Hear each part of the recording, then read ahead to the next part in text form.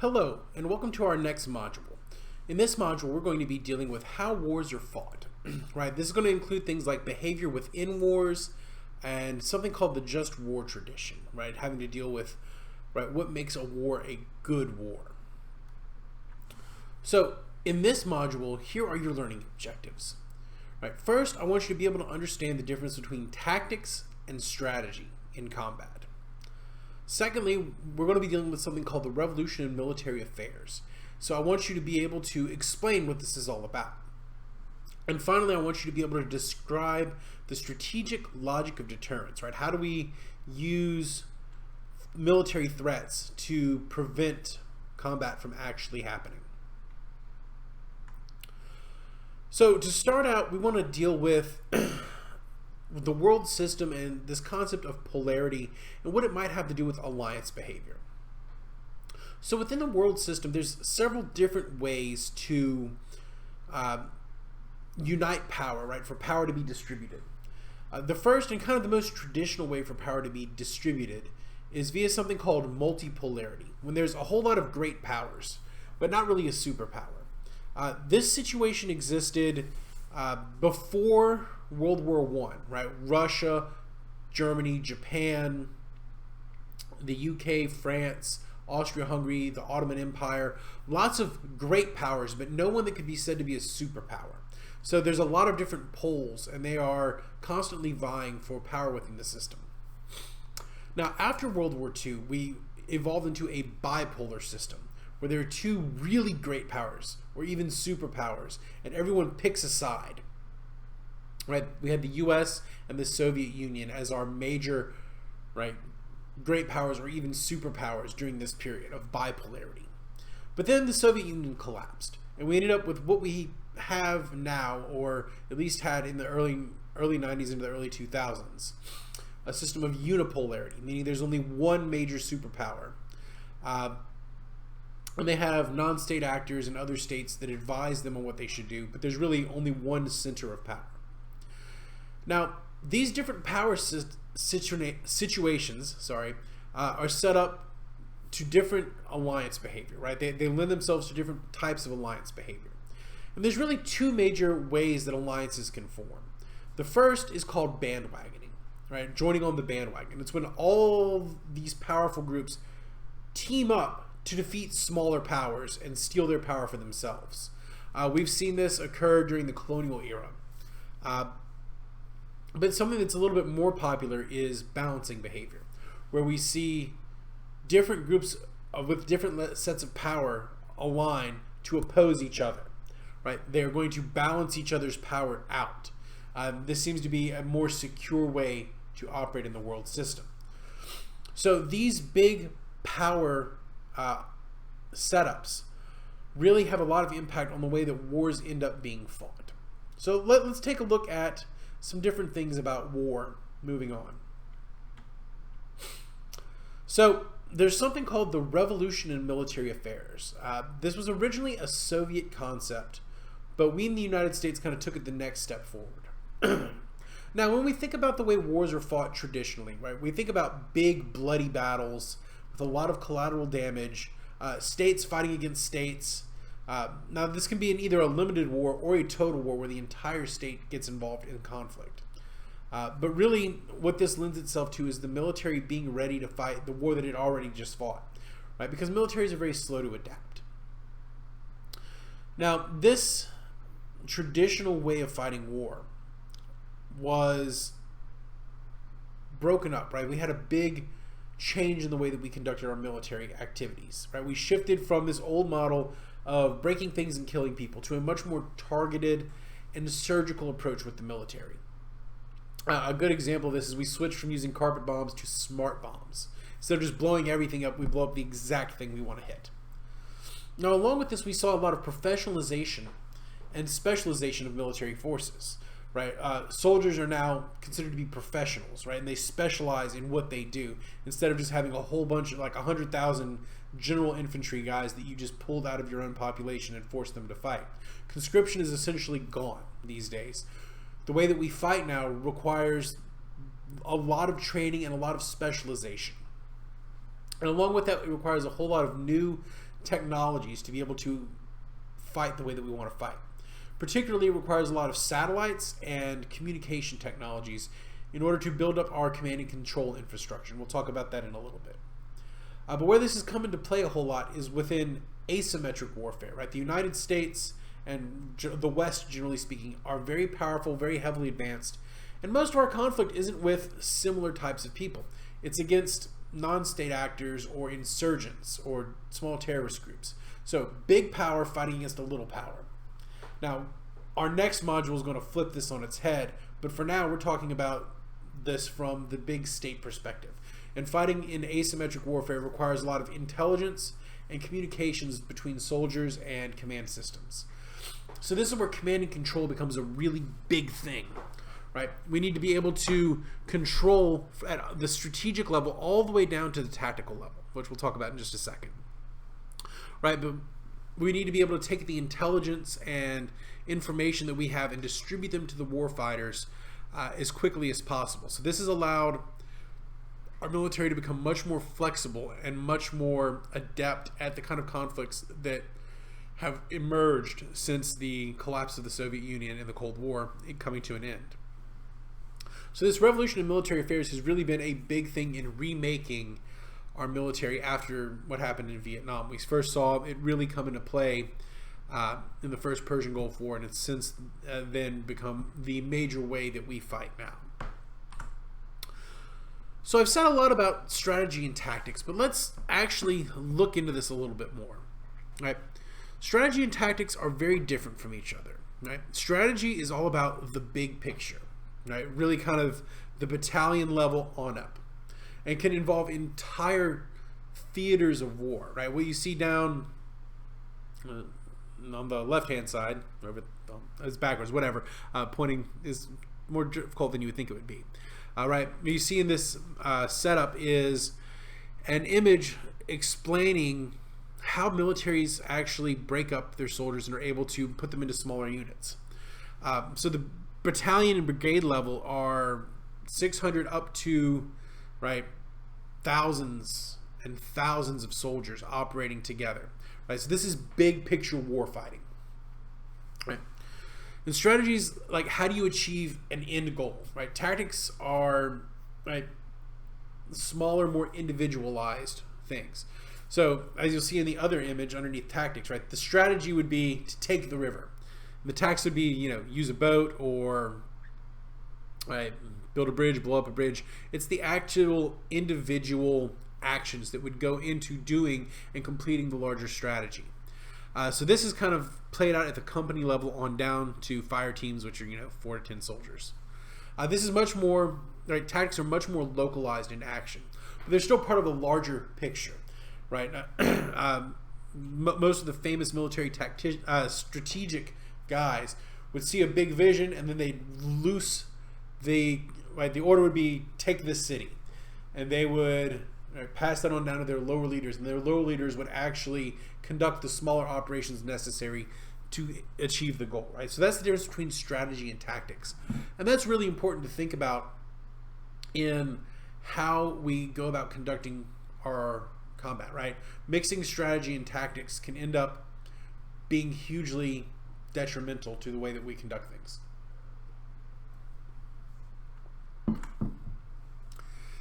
So let's move on and talk about where we're fighting.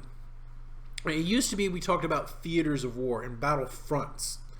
Well, now we have expanded the theater of operations. If you look underneath me on this image, right, you'll see both a blue team and a red team and their battle spaces, right? This is more than just a two-dimensional plane of war, right? We're talking about land, sea, air, space, and cyber fronts.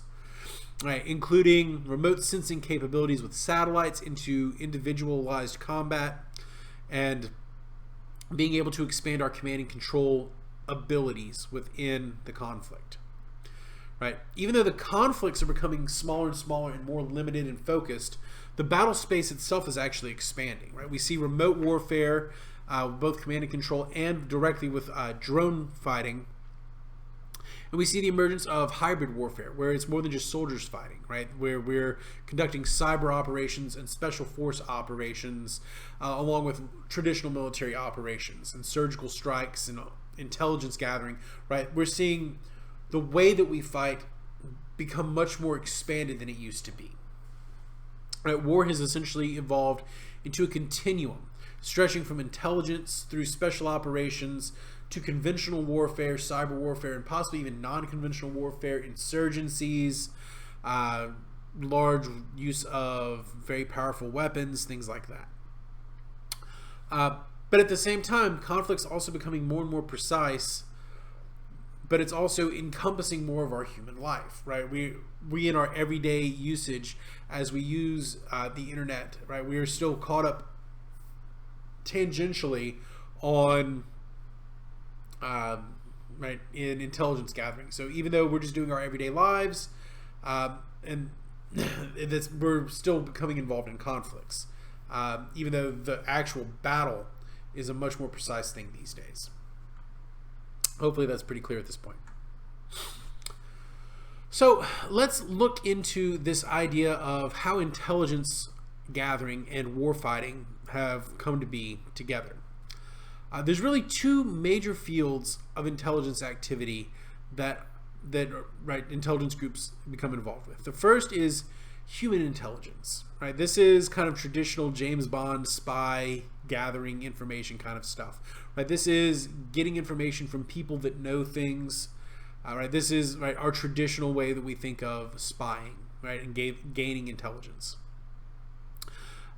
There's also something called SIGINT, or signals intelligence, and this is really the major source of information we have now. Human intelligence is one thing, but we're able to gain a lot of information through broad intelligence collection groups.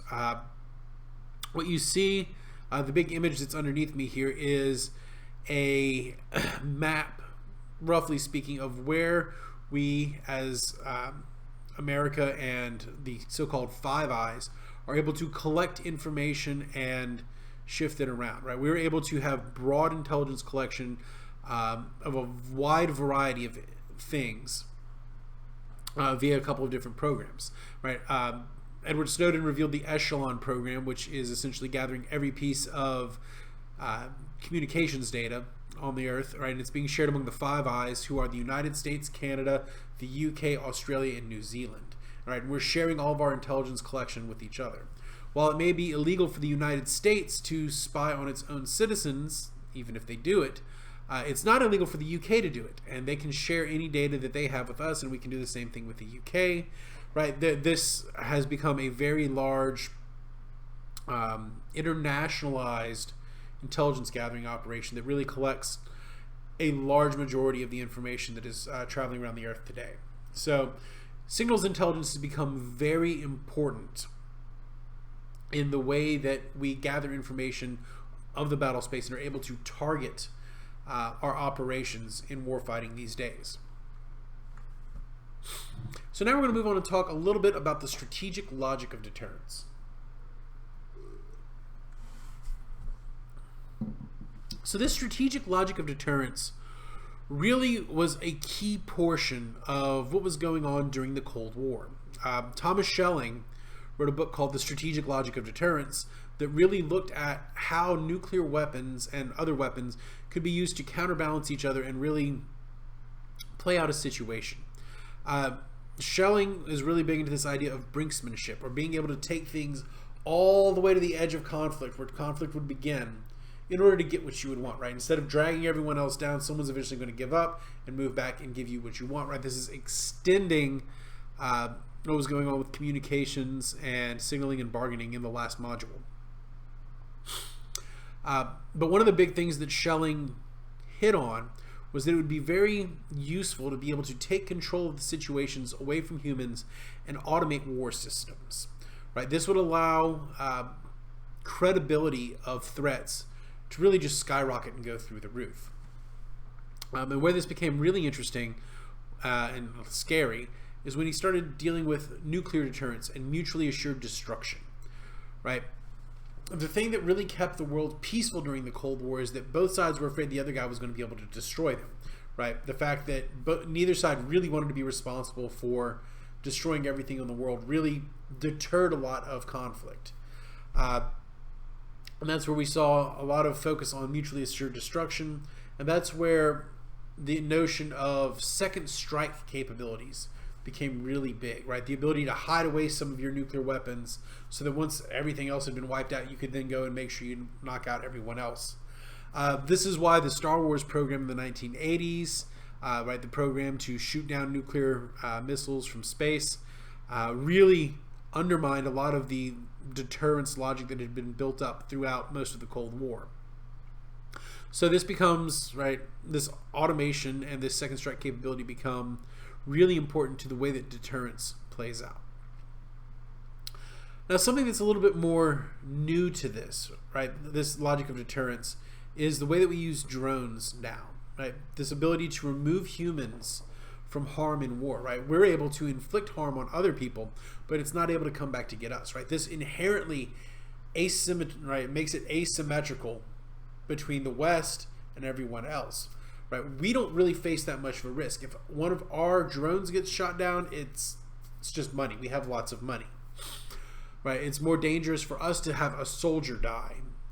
Where on the other hand, we're able to inflict all sorts of risk on enemy warfighters without facing really any of our own. This really allows capital-intensive countries like the United States to remain involved in a fight that we really would have trouble staying in if we had to rely on sending lots and lots of troops.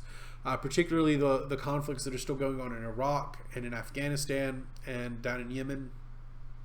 Our ability to use drones has allowed us to stay involved much longer than we would have if we had to keep lots and lots of boots on the ground, because the psychological effect of seeing a soldier's coffin covered in a flag is very harmful to the country that's doing that. Whereas if we see a drone shot down, we don't really care.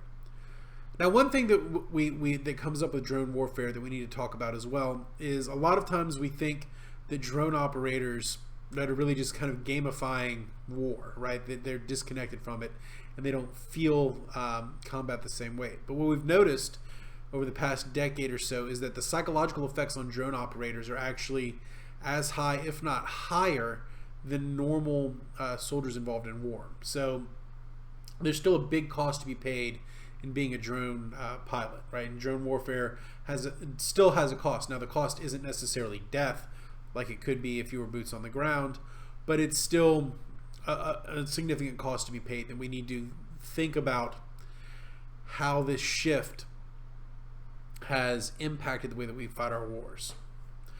Speaking of, let's look into the just war tradition. Right? This is a long intellectual tradition that goes all the way back to Augustine around the year 2000, the year 0, sorry, all the way through Martin Luther to modern philosophers. And what this has to do with is thinking about what makes a morally acceptable war. There's kind of three phases to this. There's pre-war thinking, what's called jus ad bello. And this means you need to have a good purpose, a righteous cause for going to war. And along with that, you need to actually have the authority to make the decision to go to war. Now, this authority used to rest directly with kings at the beginning of this just war tradition. Now it's part of an international community. So that really complicates this issue, right? It's not just a king saying, God told me to go to war, thus I have the right to do it and the cause. Now it's about an international community making the decision within a security community to go to war. This decision to go to war must also have the goal of keeping peace. And it must be the last resort. Now, that's not saying you can't preemptively strike, but it must be the last resort, right? You must have exhausted all of the rest of the options available. During war, or jus in bello, but you need to think about things like proportionality, right? Is the damage that you're inflicting proportional to what's being done to you, or proportional to the slight of the damage that had been done to you? Also, you're supposed to keep non-combatants immune from harm, right? People that aren't directly fighting shouldn't feel the effects of war. Now, this is obviously a ideal situation, and that never really emerges in war. So thinking about that, right, makes the conduct within a war difficult. But this is also where we see drone warfare possibly being better, because it really, right, this revolution in military affairs makes the targeting much more narrow and, right, really reduces that collateral damage. And after the war, we need to think about things, use post bello, right? How do you treat your defeated enemy, right? You want to be able to prevent further war, right? You shouldn't slight the other people, right? That's why a lot of these just war thinkers look at the resolution of World War I and say that they basically blew this from a just war perspective, because they treated the defeated enemy very poorly, which essentially set up the next war. And within the just war theory, just war tradition, weapons used in war actually matter, right? It's pretty much considered that nuclear weapons can never be just. And one of the really interesting areas being thought about right now is whether drones can be considered just, because the amount of risk is really disproportional there. So there's really been a lot of interesting work done on this question recently. So that's the just war tradition in just like a very brief introduction. There's a lot of really good writing out about this, and if you're interested in that, please write in something to the forum, and I'll pass that on to you, right, if you want to dig a little bit deeper. There is some reading in the readings that you're going to do. So let's talk about those next steps. Obviously, you need to complete your readings from both EIR and ERWP. Complete your module, quiz, complete your module assignment. Submit any problems or questions to the forum if needed, and I'll try to get to that as soon as I can. And then go ahead and move on to Module 7, which is terrorism. And this is going to be your last lesson before the midterm. So we're going to have a little bit different instructions after the next one. So thank you for paying attention and being diligent. I'm sure you're going to complete your lesson quite nicely moving forward. I will see you in the next module. So have a good day.